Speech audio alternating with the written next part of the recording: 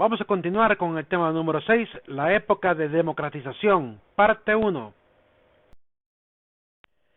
Es importante para hablar de la época de democratización manejar un concepto. Estoy citando el concepto de Ángela Zúñiga en su libro Antología de Honduras. La palabra democracia deriva del griego demos, que significa pueblo, y poder, gobierno por el pueblo. Inicialmente practicado en las ciudades-estado de la antigua Grecia, donde las asambleas populares o plebiscitos controlaban todas las cuestiones de legislación y política general.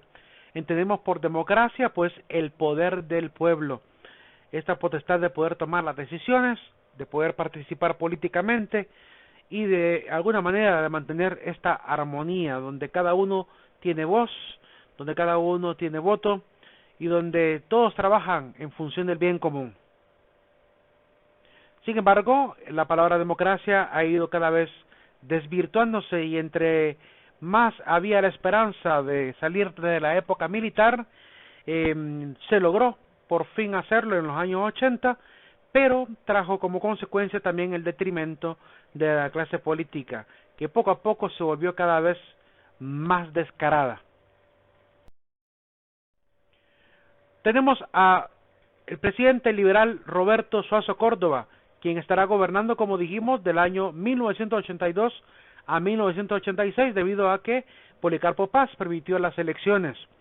Vamos a hacer solamente una breve síntesis por cada uno de los presidentes. Quizás nos detengamos más en el evento que compete a don Mel Zelaya y también el tiempo que nos quede para poder hablar de Juan Orlando Hernández. Pero de los demás presidentes solo mencionaremos algunos detalles particulares. De Roberto Suazo Córdoba sucedió a Modesto Rodas Alvarado como presidente del liberalismo. Fue presidente del Congreso Nacional, Rodas Alvarado, ya que era doctor en leyes y jurisprudencia por la Universidad de Nicaragua.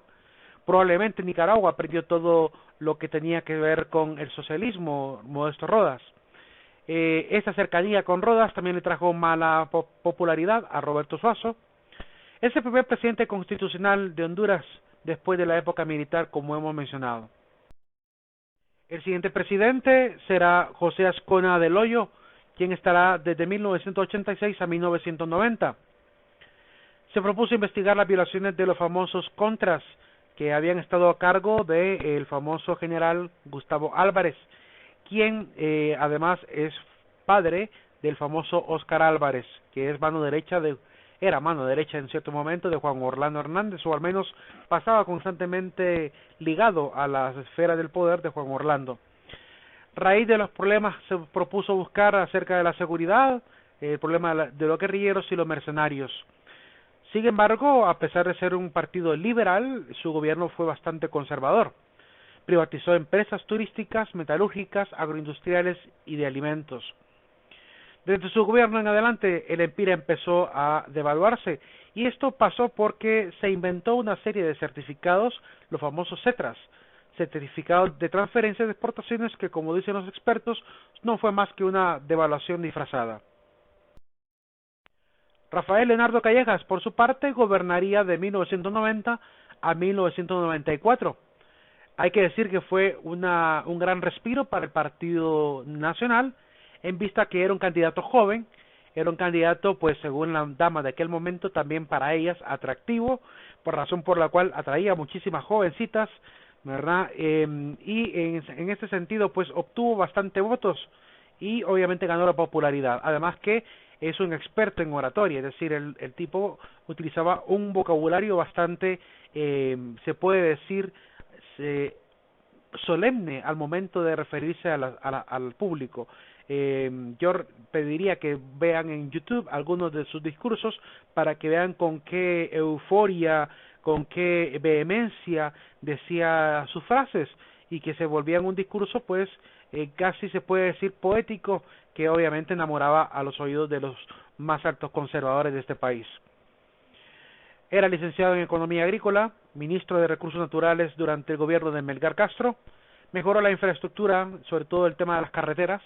Desde la época de Callejas nunca más se volvió a tocar el tema de las carreteras, solo se dedicaron a repellar las carreteras hasta que ahora Juan Orlando Hernández volvió a retocarlas. Fundó el Fondo Hondureño de Inversión Social, o el FIS.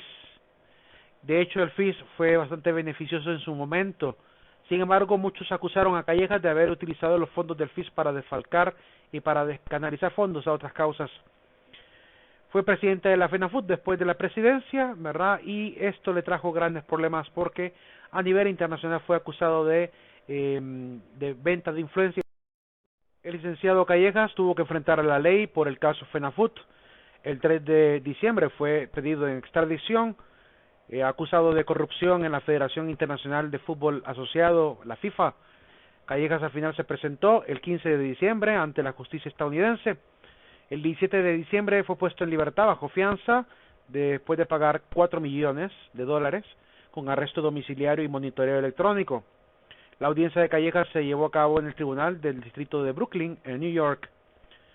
Podría haber recibido una pena máxima de 20 años de prisión por los cargos que le imputaban, pero a pesar de que se le vio en muchos momentos afuera, ¿verdad? Y en algunos momentos incluso se le podía ver el famoso grillete que tiene que andar obviamente alguien que está con arresto domiciliario. Él falleció lamentablemente el 4 de abril del 2020 en Atlanta, Georgia. Al parecer le dio un infarto agudo al miocardio. Es así como a doña Norma Regina le tocó que despedir a su esposo, ¿verdad? Después de varios pues ceremonias funerarias que celebraron también los de la Casa del Partido Nacional, incluyendo el mismísimo presidente de la República, Juan Orlando Hernández. Así termina la vida de Callejas, ¿verdad? Dentro de este proceso complejo del caso FIFA, ¿verdad? Y todo lo que pudo haber hecho por Honduras y también lo que también se le ha adjudicado, que son casos de corrupción que al parecer no pagó ante la justicia hondureña, sino que solamente se le otorgaron cartas de libertad. Es parte de la historia también, pues como digo, del vulgo, ¿verdad? Se manejan más leyendas urbanas que algo realmente fehaciente. Al menos no ha pasado nada por tribunales. Sí recibió cartas de libertad, al punto que cuando el periodista Darío Vanegas le preguntó en el programa cuántas cartas tenía, él dijo que ya había perdido la cuenta de cuántas cartas de libertad le habían otorgado. Pero bueno, ese es el personaje que tocó que ver en Honduras, ¿verdad? Y que también se hizo público a nivel internacional por el caso de corrupción. Carlos Roberto Reina. El licenciado Carlos Roberto Reina estuvo de presidente entre el 94 y el 97. Fue uno de los principales líderes del Partido Liberal, que luchó contra las dictaduras de Tiburcio Carías Andino y Osvaldo López Arellano. Un gran defensor de los derechos humanos. Su esposa es la estadounidense Betsy Watson. Por esta defensa de los derechos humanos se va a ganar obviamente el desagrado de terminar en la cárcel durante las grandes protestas que se hicieron en la época de las dictaduras de ambos presidentes, Tiburcio Carías y Osvaldo López, y por esa razón se ha ganado pues el cariño del pueblo que lo llevó a la presidencia. Derrota a Osvaldo Ramos Soto, el famoso diputado del Partido Nacional, que todavía entiendo sigue de diputado. Abolió el servicio militar obligatorio que tanto tenía pues un poco asustada a la gente. Recuerdo familiares que incluso se escondían debajo de las camas huyendo de las fuerzas policiales que arrestaban a los chicos que andaban entre 16 años en adelante pues en ociosidad y pues para llevarlos al servicio militar obligatorio cuando se dictaminaba que iban a hacer una colecta. Al final pues terminó lamentablemente quitándose la vida porque padeció una enfermedad terminal según se dijo, y eso obviamente le hizo llevar a tomar la decisión drástica. Importante también mencionar como lado folclórico del Partido Liberal que a don Ramón Villeda Morales se le conocía como Pajarito Pecho Rojo y a Carlos Roberto Reina se le conoció como el Gallo Colorado.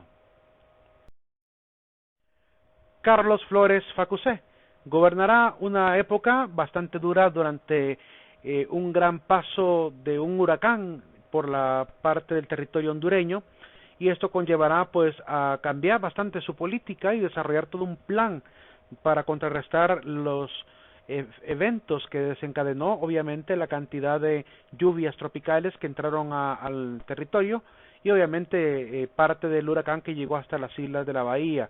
Después se transformaría en una tormenta tropical que terminaría inundando grandes partes de ciudad, derrumbando grandes laderas, acabando con varios puentes, arruinando carreteras, arruinando edificios importantes, y eso conllevó obviamente a un plan de restauración completo. Su gobierno fue de estabilidad democrática, aunque no de estabilidad económica debido a la catástrofe. No se le ha acusado de ninguna irregularidad durante el periodo de presidencia, a pesar que hay algunos aparentes señalamientos, tanto por el CNA como también por varios organismos también relacionados con la transparencia de este país, ¿verdad? Incluyendo también personas de oposición, incluso dentro del mismo Partido Liberal, porque desde que salió a la luz en la política el señor Luis Zelaya, pues la política del Partido Liberal se ha tenido que dividir en dos fragmentos. El primer fragmento tiene que ver con los que siguen a Luis Zelaya, y el segundo fragmento son los que están al lado de o afiliados a la dinámica de don Carlos Flores y su influencia en el partido. Al menos eso es lo que se maneja de manera popular, porque al respecto de este detalle pues no hay nada escrito, ¿verdad? Por lo cual simplemente es una especulación respecto a cómo se está manejando el tema del Partido Liberal. Esto ha provocado obviamente que el Partido Liberal no haya vuelto a levantar el vuelo desde Carlos Flores, desde Zelaya, mejor dicho, en adelante, sobre todo con el tema del golpe de Estado de Honduras, donde se pudo ver que hubo facciones del Partido Liberal incluso en contra del mismísimo presidente Zelaya, y esto conllevó pues a fraccionar el Partido Liberal aún más, ¿verdad? Porque no solamente generó el lado que llamó Luis Zelaya el lado oscuro del Partido Liberal, sino además fragmentó en un partido independiente hoy en día, que es el Partido Libertad y Refundación. Él le va a tocar que modificar el SAPDI, el sistema de adjudicación pública de divisas, para poder pues adaptarlo a la realidad económica de Honduras. Su esposa Mary Flake es muy recordada y se le tiene mucho cariño por la gran labor que realizó con proyectos educativos, abriendo escuelas, sobre todo en zonas rurales afectadas durante el huracán Mitch. A causa de este huracán, el huracán Mitch realizó todo un plan maestro para la reconstrucción nacional. Tuvimos el gusto de ver incluso a Bill Clinton, ¿verdad?, visitando Honduras después de la gran catástrofe, que después obviamente entrarían en cierta relación para poder levantar a Honduras, por lo cual a Carlos Flores le va a tocar que restaurar gran parte de la infraestructura de este país. El huracán Mitch fue la desgracia que pasó por este país. No es el primer huracán que pasa, también está el famoso huracán Fifi, que también provocó grandes desastres en el centro de Honduras incluso. El huracán Mitch pues marcó una etapa también dura para esta historia. Comenzó con algunas tormentas tropicales que empezaban a mostrar que el acercamiento del ojo del huracán. Entró por la parte de sur de Honduras, luego se fue a la parte norte, a la zona de las islas, y cortó por el centro de Honduras dirigiéndose hacia occidente, y después saliendo por el lado de Guatemala hasta el Golfo de México. Arruinó la cosecha de banano, destruyó la tercera parte de las vías de comunicación, se cobró más de 6.000 muertos, más de 8.000 desaparecidos, más de 12.000 heridos, más de medio millón y medio de damnificados, 70% de las cosechas perdidas, 85% del banano perdido, 50.000 reses muertas y aves de corral por las inundaciones. Aquí podemos ver el recorrido al cual me estaba refiriendo, ¿verdad? Según este diagrama, pues entró por la parte aquí, se formó y la parte más fuerte estuvo exactamente en las islas de la bahía. Luego entró a la parte del territorio ya como tormenta tropical, estuvo obviamente dañando toda la parte de Tegucigalpa. Después se dirigió como tormenta un poco más rarificada por occidente, ¿verdad?, y salió por el lado de Guatemala hacia el norte de Yucatán. En la fotografía podemos apreciar Comayagüela, totalmente inundada. Se perdió absolutamente todos los bienes de las familias que viven en esa zona baja, sobre todo la parte del mercado de Comayagüela. Al ver la fotografía también se me viene a la mente pues el hecho de que el pueblo hondureño ha sufrido mucho, pero también somos bastante imprudentes los hondureños. Tenemos que cambiar esa cultura, y lo digo porque en una tormenta como la que se ve en esta fotografía, con esa cantidad de agua viajando a alta velocidad, en cualquier momento un viento podría cambiar completamente el curso de una ola y llevarse de encuentro a esas personas que están curioseando. Pero el hondureño desgraciadamente no aprende de su propia historia. Tenemos que cambiar esa cultura y aprender realmente a tomar mejores decisiones. Esto es todo lo que sucedió, ¿verdad? Aquí se ven la gente recogiendo lo poco que podían recoger de sus casas. todo el mercado de Comayagüela completamente inundado de lodo, de basura, todos los cables de luz caídos, todo el mundo prácticamente incomunicado. Las carreteras se dañaron, los puentes se cayeron, se lavaron todos los terrenos de las construcciones. Fue una gran construcción de puente la que tuvo que hacer Carlos Flores después. Las familias tuvieron que ser evacuadas en helicóptero, y es que se había dicho que abandonaran las zonas cuando normalmente el encargado, hoy en día es Copeco, de dar alertas rojas, pues el pueblo hondureño tiene que ser obediente. Si les dicen hay que movilizarse, pues hay que movilizarse, pero las familias, aun cuando había llamado nacional, no hicieron caso al llamado, ¿verdad? Y por proteger lo suyo, que en parte también es comprensible, ¿verdad? Corrieron el riesgo hasta de perder la vida. Este es el Valle de Sula, completamente inundado. A este nivel llegaba el agua en algunas de las zonas de San Pedro Sula. Después se encontraron los cuerpos en diferentes lugares. Tuvieron que ser enterrados, algunos en fosas comunes, porque no daba tiempo para poder hacer todo lo necesario para un funeral digno. Las noticias se llenaron de noticias terribles, ¿verdad? Noticias dolorosas, que obviamente hicieron que el pueblo, de cierta manera, recuperara también su fe. Una fe que se pierde cuando ocurren desgracias en este país, ¿verdad? Pero que se recuperan cuando empieza la esperanza a brillar nuevamente. Aquí podemos ver a Bill Clinton dialogando con Carlos Flores en el puente de Mayol, ¿verdad?, que va hacia Comayagüela. Don Ricardo Rodolfo Maduro Yost gobierna Honduras desde el año 2002 hasta el año 2005. Su esposa fue Aguas Ocaña, una española, quien realmente brilló en la cultura hondureña, sobre todo por su gran dedicación a pues rescatar niños en situación de peligro, niños en y de la calle. Yo tuve la oportunidad de ver en una ocasión a doña Aguas Ocaña en el Parque Central de Tegucigalpa bajarse de un busito en el cual andaban varios niños e irse por la calle central de Tegucigalpa al Variedades, donde había muchas tiendas de ropa y cosas que la gente vendía de manera ambulante, y llegaba donde las madres de familia a decirles que por qué sus hijos tiernos estaban metidos en caja debajo de la tiendita que tenían de ropa. En parte es comprensible pues que nuestro pueblo pues tiene esa cultura, pero los pobres niños aguantando el calor, metidos como que fueran una cría de animal en cajitas dentro de obviamente las tienditas que ponían, las mesas que ponía la gente para vender. Dolorosa situación, porque tenía que ver realmente la población de Tegucigalpa en algunos momentos que Aguas Ocaña tomaba la decisión de quitarle a los niños a las madres y decirles, bueno, su hijo me lo llevo, llegue a tal lugar, ahí va a estar su hijo y lo llegue a traer cuando termine de trabajar. Empezó una dinámica de establecer orfanatos y también establecer guarderías para aquellas madres que realmente no podían obviamente dedicarse a trabajar y además a cuidar a sus criaturas. Lástima que en Honduras no hemos desarrollado todavía esa cultura con mayor amplitud.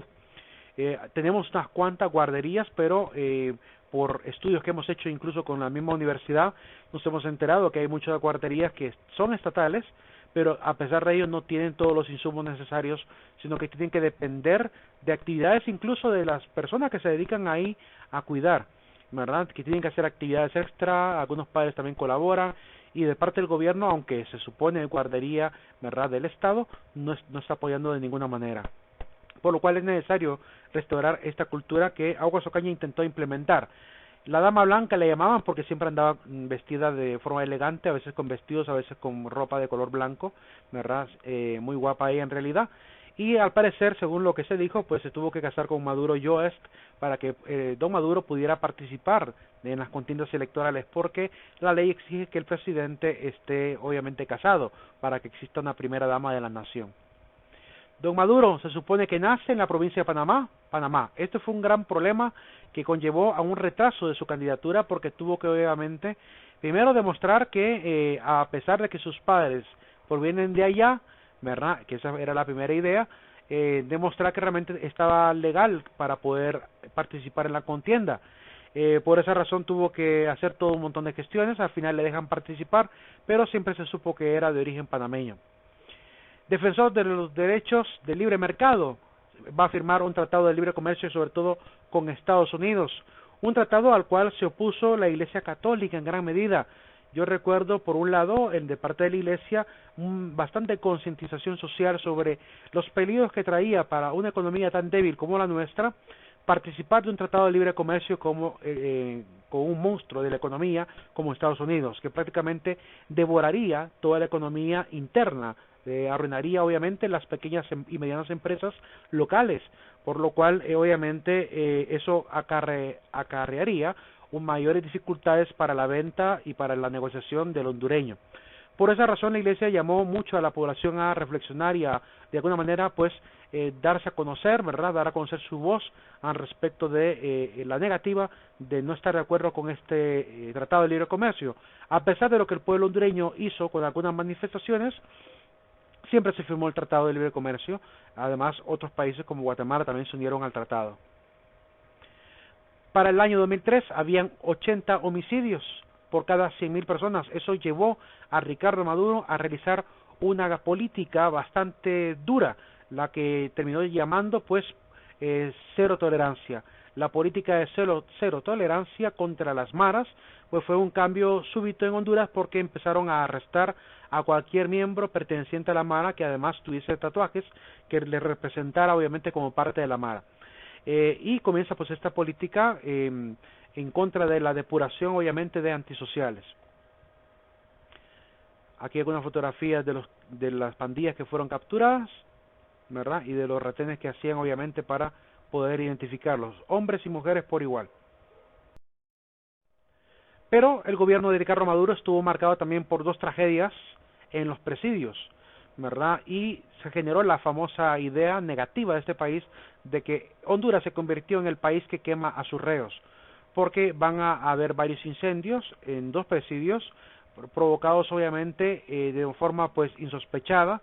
No hay obviamente una voz oficial que explica cómo pudo haber ocurrido, pero al parecer, según los mismos familiares de los reos, pues puede parecer realmente que fue un intento sistemático de erradicar a los reos. Pero como digo, esto es una situación que solamente alguien de ciencia forense que haga el estudio alrededor de esto puede llegar a determinar con objetividad. La tragedia número 1 ocurrió en el Centro Penal del Porvenir en el año 2003. El 5 de abril de 2003, alrededor de su mandato, surgió el escandaloso desastre del presidio de La Ceiba. 69 reos, víctimas de un conflicto entre los coordinadores y la Mara 18, van a terminar muertos. La segunda tragedia fue un incendio en San Pedro Sula en el año 2004.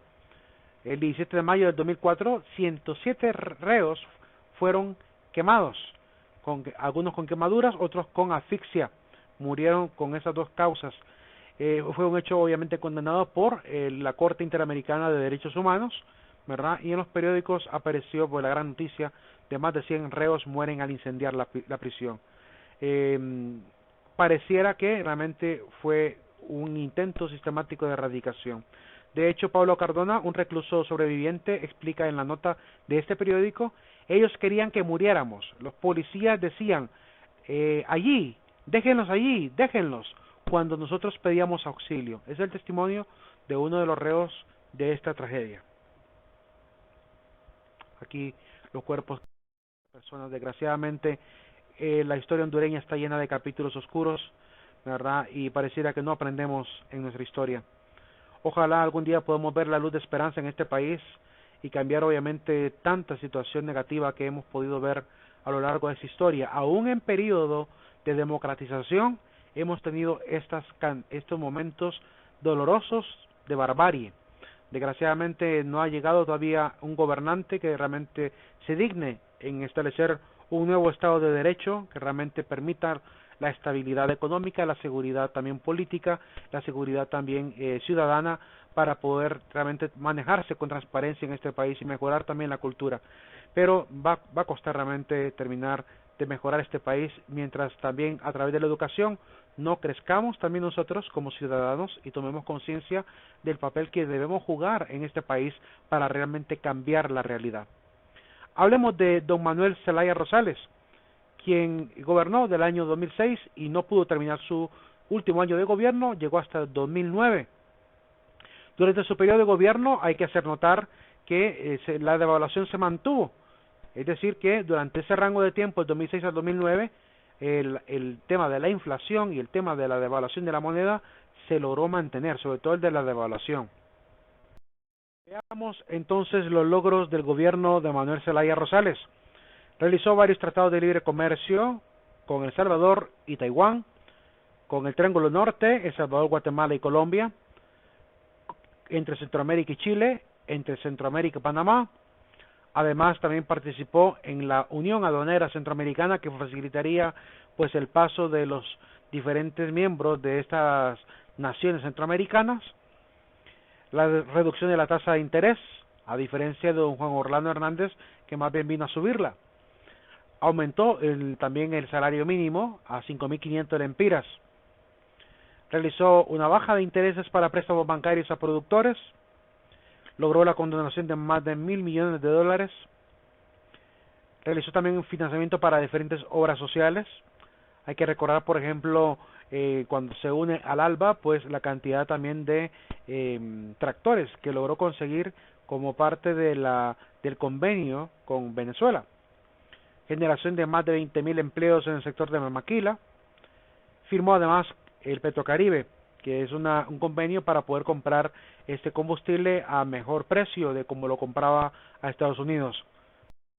En la famosa revista Nos Queda Claro, que son una revista digital, entendemos es de origen conservador, es decir, del Partido Nacional, critican al gobierno de Manuel Zelaya de la siguiente manera, diciendo de que en el gobierno de Zelaya más de 7.500 millones de dólares de deuda externa se terminó con ese saldo en su mandato, y con 5.800 millones de deuda interna, más de 13.300 millones de dólares en deuda desde la época de Manuel Zelaya, apenas en 3 años, lo que equivale a 47% del Producto Interno Bruto, ¿verdad?, ya en deuda.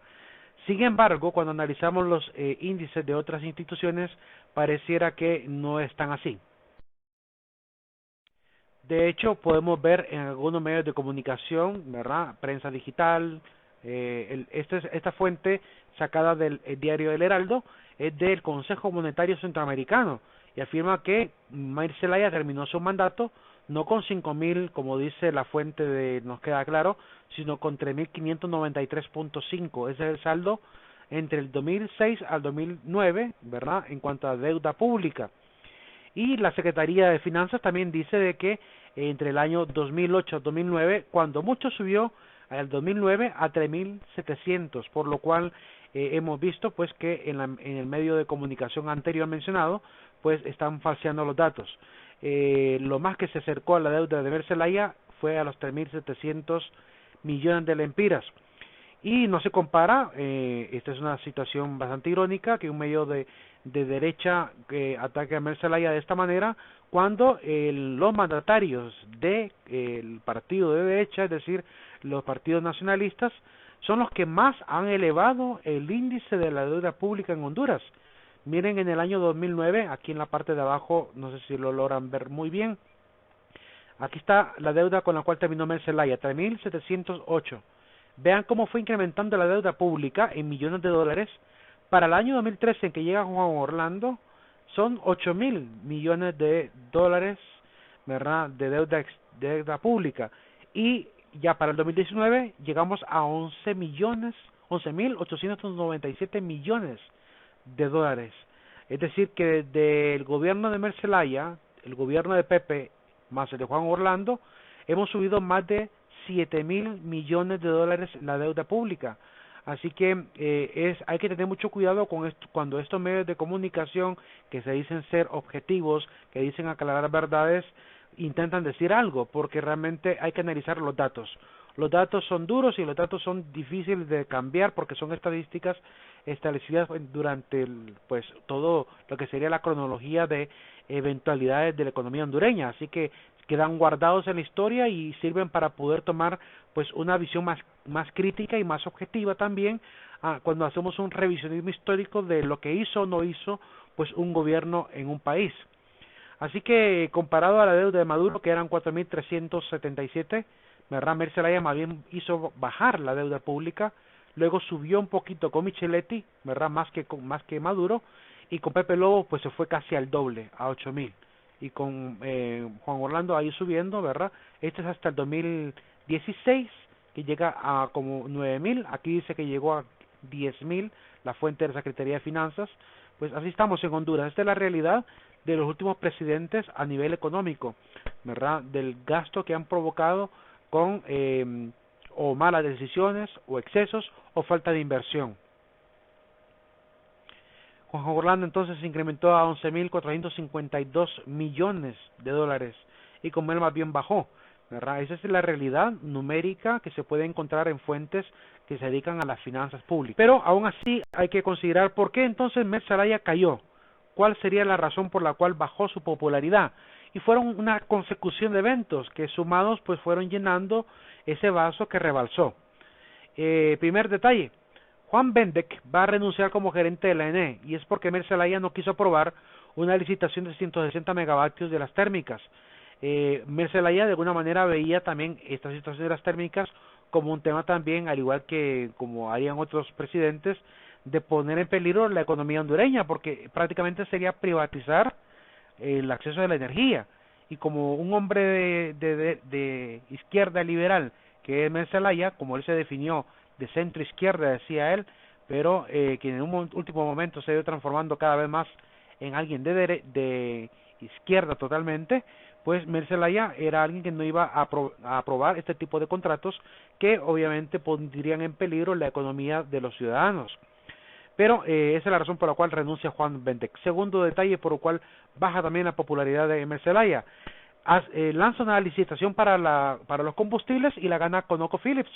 Sin embargo, entraron en desacuerdos sobre el tema del almacenaje, razón por la cual obviamente la Conoco ya no siguió importando, y esto obviamente dejó promesas abiertas que no se cumplieron.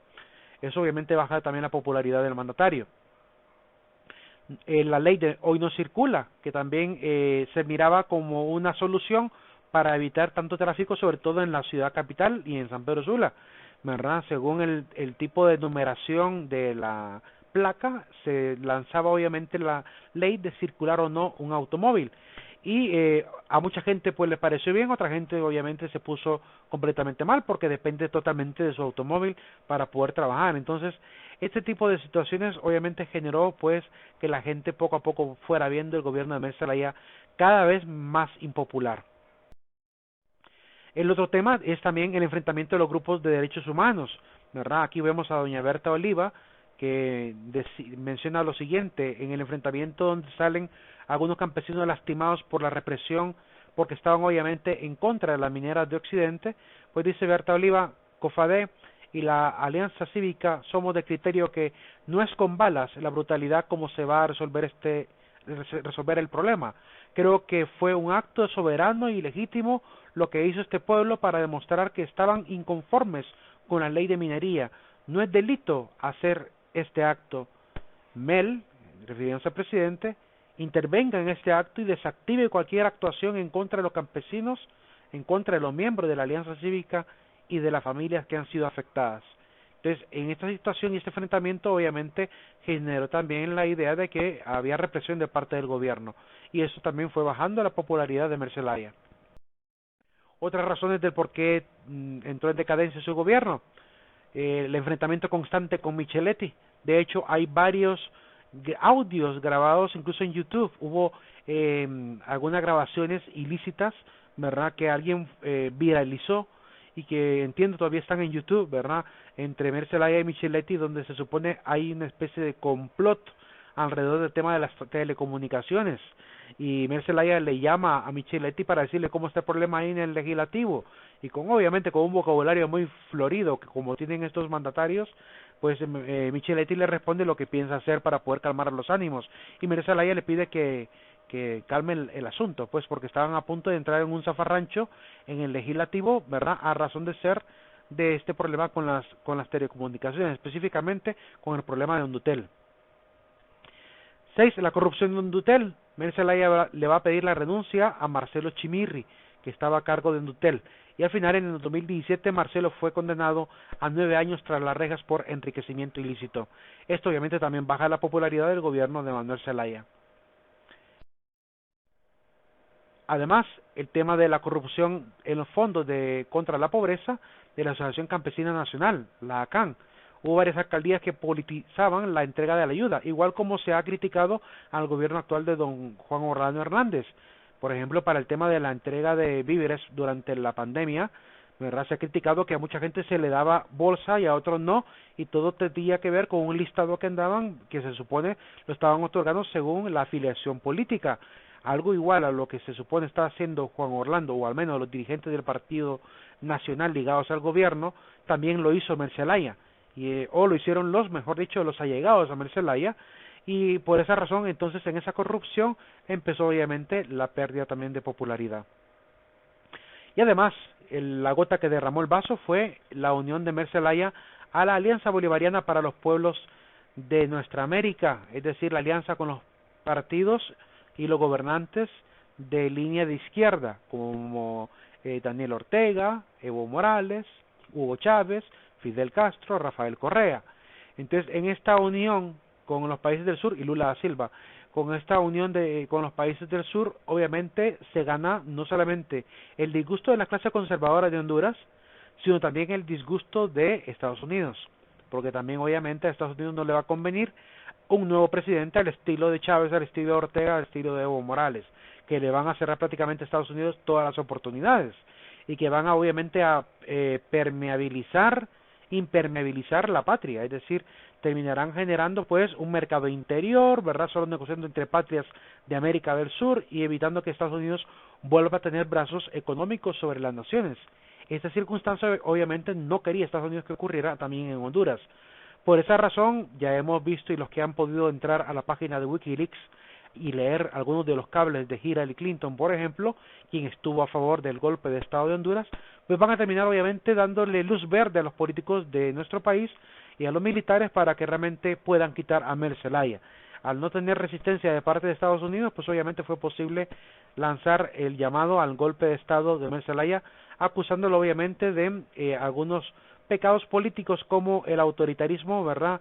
El hecho de usurpar ciertas funciones, el hecho de utilizar obviamente el autoritarismo para obligar a las Fuerzas Armadas a proteger y a llevar también el proceso de la famosa cuarta urna, de la cual ya hablaremos. La cuarta urna pues es otro elemento que también va a derramar obviamente el vaso de la tolerancia del pueblo, y es que Mercelaya llamaba a una consulta, según él, no una consulta que no iba a obligar al Congreso, se supone, a cambiar nada, sino que solamente era para preguntarle a la voluntad del pueblo si estaba de acuerdo a que se instalara en las próximas elecciones una urna para elegir si queríamos ir o no a una asamblea constituyente. Esa era la intención de la cuarta urna, según Mercelaya, y decía que no era vinculante. Sin embargo, en muchos de los audios donde él aclara el asunto de la cuarta urna, sí llega a decir que después de la cuarta urna lo que iba a pasar es que eso iba a llegar al Congreso Nacional y el Congreso tendría que tomar una decisión. Entonces, si obligaba esta cuarta urna al Congreso a tomar una decisión, obviamente es vinculante. Por esa razón, en este sentido, se contradijo obviamente Mercelaya en algunos de los audios, como podrán realizar ustedes la investigación en YouTube, que todos los videos de lo que dijo o no dijo Mercelaya, de lo que dijo sobre todo, están en YouTube, ¿verdad? Y digo de lo que no dijo porque también hay cosas que se le inventaron a Mercelaya durante este momento para hacerle, obviamente, aplastar su popularidad, porque también hay movimientos oscuros en este país tratando de aplastar también a cualquier presidente cuando quieren, obviamente, escalar también ellos al poder, ¿verdad? Así que no solamente al Partido Liberal le convenía quitar a alguien de esta línea más ligada a la izquierda, sino también obviamente a gente del Partido Nacional que querían obviamente poner en el poder quizá un candidato, como pasará realmente. Entonces, por esta razón, se divide el Partido Liberal pues, en facciones, unos a favor de la cuarta urna, unos en contra de la cuarta urna, ¿verdad? Y ante ello también obviamente están la clase conservadora y los partidos conservadores de Honduras, que se van a volcar en contra de la consulta popular. Al final van a decidir el 28 de junio, día domingo, ¿verdad?, en las horas de la madrugada, sacar a Mercelaya empillamado, ¿verdad?, y exiliado a Costa Rica. Y así comienza pues una serie de capítulos realmente dolorosos para la historia hondureña, porque después de la cuarta urna, después del golpe de Estado de Honduras, empiezan obviamente todas las campañas de reivindicación del gobierno de Zelaya y de intento de retorno al país. Mer Zelaya estará haciendo el esfuerzo de entrar por las fronteras, ¿verdad? Intentó entrar primero con avión allá por Toncontín, intentó entrar después por Nicaragua, hasta que de pronto se dio la gran noticia de que de alguna manera, de forma secreta, logró llegar a la embajada de Brasil en Tegucigalpa y estuvo obviamente protegido por la embajada de Brasil, y como es territorio dentro de Honduras nacional, por convenio obviamente con la embajada, en Honduras no podía invadir la embajada. Cada embajada se considera prácticamente como si fuese comprado, por así decirlo, ese pedacito de terreno por cada país que abre su consulado o su embajada. Entonces, por esa razón, Honduras no tiene jurisdicción dentro de los edificios. Y solo estuvieron rodeando la casa, esperando ver si Mer Zelaya en algún momento salía para obviamente darle captura, como se lanzó la orden de capturarlo, porque se supone pues es un traidor de la patria al proponer una consulta que modifique la Constitución, y con ello pues comete un grave error contra los artículos que impiden el reeleccionismo en Honduras. Entonces lanzan la campaña contra Mer Zelaya y van a estar constantemente intentando darle captura. Después que Mer Zelaya por fin se logra instaurar en Brasil, mientras tanto está en Honduras tratando de arreglar todo el asunto don Micheletti Bain, Roberto Micheletti Bain, quien va a quedar como presidente de facto, decimos, ¿verdad? Quien va a intentar, según sus propias palabras, de pagar deudas, organizar todo el relajo que supuestamente había dejado Mer Zelaya. Y pudimos ser testigos algunos de este momento histórico donde don Micheletti Bain transmitía en cadena nacional los momentos en los cuales, ¿verdad?, esas cadenas que se hicieron muy famosas, sobre todo por la cancioncita muy famosa de origen folclórico, ¿verdad?, que todo el mundo tiene grabada en la cabeza de tantas veces que lo escuchamos.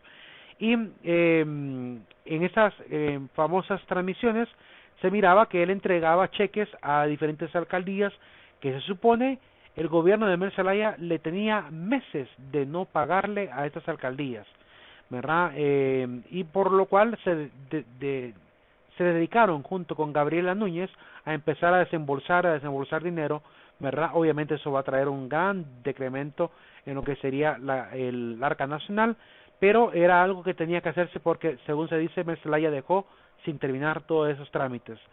Al final, Micheletti, si le preguntan a él lo que él hizo, pues suponemos que Micheletti se considera a sí mismo un héroe, porque según él, pues prácticamente con el haber sacado a Mer Zelaya, junto con el famoso jefe de las Fuerzas Armadas, Romeo Vázquez Velázquez, que se va a negar a seguir las órdenes de Mer Zelaya y por eso va a ser depuesto de su cargo, después lo recuperará cuando Mer Zelaya sale del país, pero se van a considerar héroes porque obviamente, según desde la perspectiva de ellos, liberaron a Honduras de que Honduras se convirtiera en una nueva Venezuela, que eso es lo que realmente de alguna manera persiguieron algunos líderes de izquierda, perdón, de derecha y sobre todo de ultraderecha. Salieron al final un montón de personajes, ¿verdad?, de la vida pública a motivar marchas de camisetas blancas a favor de la democratización nuevamente de Honduras, de la restauración de la paz, ¿verdad? Y hasta por fin se desenvuelve Roberto Micheletti en su poder. Le va a suceder, si le preguntan si fue un golpe, él va a decir que no, porque para él lo que él hizo fue una simple sucesión constitucional, porque según la Constitución de la República, cuando se le da golpe de Estado a un presidente, quien va a asumir el cargo de presidencia será el presidente del Congreso Nacional, ¿verdad?, según lo que se dice que dictamina en la Constitución de la República. Por eso Micheletti realmente pues accede al poder por orden constitucional, según lo que él dice. Pero obviamente sabemos que hubo fuerza Fuerza Armada participando en el hecho de sacar a Mer Zelaya, por lo cual sí hubo un golpe, ¿verdad? Fue un híbrido entre lo que sería sucesión constitucional y un golpe de Estado. Ambas partes pues tenían razón, hubo ambos hechos, golpe y además esa sucesión que sí permitiría, según se manejaba en la ley, ¿verdad?, en el Congreso Nacional. Después, el 28 de junio sacan al pobre Mer Zelaya, como dije, ¿verdad? Pasó varios días con el riesgo de ser arrestado, consiguió ayuda de parte de presidentes de América del Sur, de Chávez, de Correa, de Kirchner, ¿verdad? La presidenta argentina. Varios se van a unir supuestamente en una asamblea para ayudar a tomar decisiones a Mercedes Zelaya y retornar al país. Hasta tocó las puertas de Estados Unidos Mercedes Zelaya para pedirle de alguna forma a Barack Obama que interviniera en el asunto, ¿verdad? Fue entrevistado por la periodista famosa Aristegui también. Ahí está grabada la entrevista donde Mercedes Zelaya afirmaba que si Obama hubiese cerrado el puño sobre Honduras, ¿verdad?, en pocos minutos él habría recuperado el poder. Entonces, ante esa frase, Aristegui le dice a Mercedes Zelaya cuánto tiempo le habría tocado a Obama resolver el problema en Honduras, y le dice, bueno, es que realmente controlan todo en Honduras, y con solo medio apretar el puño perfectamente podría restaurar el orden constitucional en Honduras, decía Mercedes Zelaya en esa famosa entrevista con Aristegui. Es importante mencionar que después de Micheletti queda Pepe Lobo, quien va a intentar establecer un gobierno de reconciliación y le va a permitir a Mercedes Zelaya retornar con una amnistía después de un pacto que se firmará en San José, Costa Rica. También hay que mencionar a esta famosa antropóloga de origen estadounidense, Adrienne Pine, que se volvió muy popular en este momento de la crisis de Honduras porque siendo antropóloga estaba estudiando en Honduras el fenómeno de el alcoholismo, ¿verdad?, ligado al trabajo. Y después de hacer un trabajo llamado pues Working Hard, Drinking Hard, que es trabajando duro, bebiendo duro, ella se dedicó pues a hablar más del fenómeno del golpe de Honduras, tanto en medios hondureños como en medios también de Estados Unidos. Y llegó a ser tan crítica que incluso aún siendo estadounidense, criticaba el hecho de que Estados Unidos tuviese tanto poder sobre Honduras. Esta hegemonía e injerencia de parte de Estados Unidos en Honduras fue criticada por esta famosa antropóloga, quien reveló que en Honduras existen aproximadamente 14 o 12 bases militares, ¿verdad?, según el listado que ella presentó en este video que les estoy colocando ahí por si quieren reescribir las variables, los números y letras, y puedan ver ustedes también esta entrevista. Ahí la base que menciona: Sotocano, Caratasca, Guanaja, La Venta, Puerto Castilla, Mocorón. Ahí se encuentra, dice, el Forward Operating Base, en Mocorón 2, donde está el Tropican Region Test, el Aguacate, Puerto Lempira, La Brea, Naco, donde está un campo de ejercicio, ¿verdad? Támara, donde está la zona de carga, Drop Zone, y la zona de entrenamiento también, Training Area. La zona de Zamorano, donde está el Firing Range, que es el rancho de tiro,